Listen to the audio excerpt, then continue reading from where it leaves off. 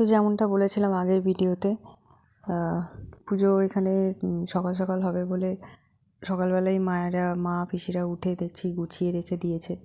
আর আগের দিন রাতেই ব্রাহ্মণমশাই এসে কিছুটা গুছিয়ে রেখে গেছিলেন, তো সেই জন্য অসুবিধা হয়নি। এখানে ফল টল কেটে ফুল সাজিয়ে রেখে দিয়েছে।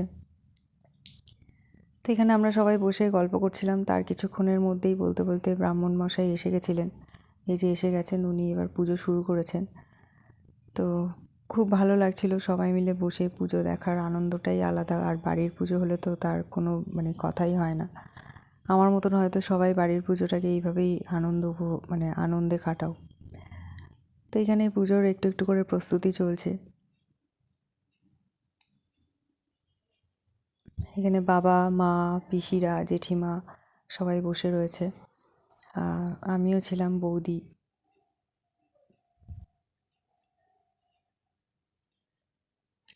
তো পুজোটা কিছুটা করে নিয়ে ঠাকুরমশাই বললেন যে গাড়িগুলো পুজো করে নিই, কারণ আমাদের অনেকগুলো গাড়ি ছিল।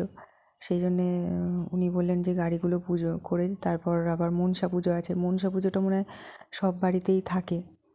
তো সেই জন্যে গাড়ি টাড়ি পুজো করে আবার মনসা পুজো করতে বসেছিলেন, কারণ তারপর আবার হোম আছে। তো এই যে এখানে মনসা পুজো হচ্ছে।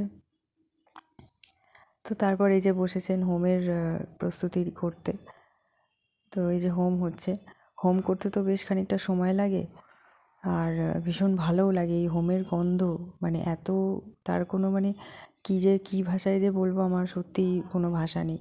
এত ভালো লাগছিল না, খুবই ভালো লাগছিল। যাই হোক, তো এখানে সবাই মিলে বসে এই আগুনের তাপটা নিচ্ছিলাম। এইদিকে আমার ভাইপো বসে, মা বসে আছে।